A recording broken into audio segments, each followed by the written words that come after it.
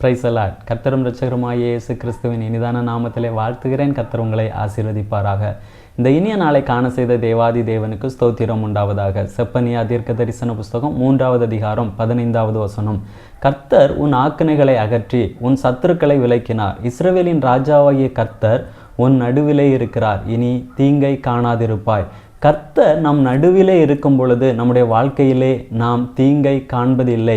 நாம் வேதத்திலே வாசிக்கும் பொழுது தானியேல் தீர்க்க தரிசன புஸ்தகம் 3வது அதிகாரத்திலே சாத்ராக், மேஷாக், ஆபேத்நேகோ என்கிற 3 சகோதரர்களை குறித்து பார்க்கும் பொழுது அந்த காலத்திலே ராஜாவாக இருக்கக்கூடிய நேபுகாத் நேச்சார் என்ன செய்கிறார்? ஒரு பொற்சிலையை செய்து வைத்து விட்டதை பணிந்து கொள்ளும்படி ஒரு உத்தரவு பிறப்பிக்கப்படுகிறது. ஆனால் இந்த 3 சகோதரர்களும் என்ன செய்யவில்லை? அந்த சிலையை பணிந்து கொள்ளவில்லை. இது நிமித்தமாக அவர்கள் அந்த 3 சகோதரர்களையும் என்ன செய்கிறார்கள்? அக்கினி சூளையிலே தூக்கி போடுகிறார்கள்.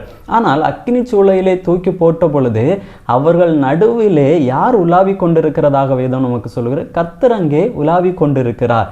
அவர் அங்கே நடுவிலே இருந்தது நிமித்தமாக அந்த 3 சகோதரர்களுக்கும் எந்த தீங்கும் உண்டாகவில்லை. அதுபோல இஸ்ரவேல் ஜனங்களுடைய வாழ்க்கையில பார்க்கும் பொழுது இஸ்ரவேல் ஜனங்கள் கர்த்தரை விட்டு பின்வாங்கி போன பொழுது, கர்த்தரை விட்டு தூரமாக போன பொழுது அவருடைய வாழ்க்கையில அநேக தீங்குகளை நாம் பார்க்க முடிகிறது. எப்பொழுதெல்லாம் இஸ்ரவேல் ஜனங்கள் கர்த்தரை பற்றி கொள்ளுகிறார்களோ, கர்த்தரிடத்தில் திரும்பி வருகிறார்களோ, அங்கே எல்லாம் என்ன செய்கிறார்கள்? அவர்கள் எந்த தீங்கையும் அனுபவிப்பதில்லை.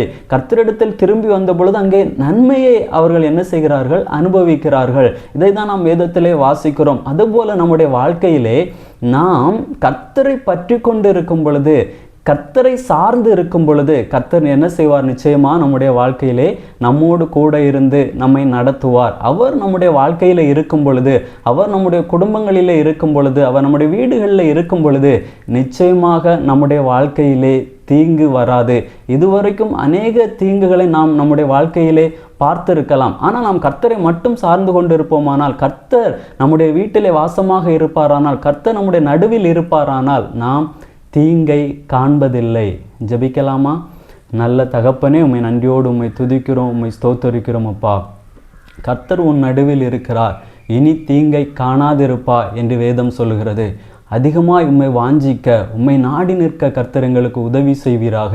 எங்கள் நடுவிலே நீர் வாசம் பண்ணி நாங்கள் தீங்கை காணாதிருக்க கர்த்தர் எங்களுக்கு நல்ல கிருபைகளை தந்தருளும். உம்முடைய நாமத்தை மகிமைப்படுத்தும்படியாய் ஜெபிக்கிறோம்.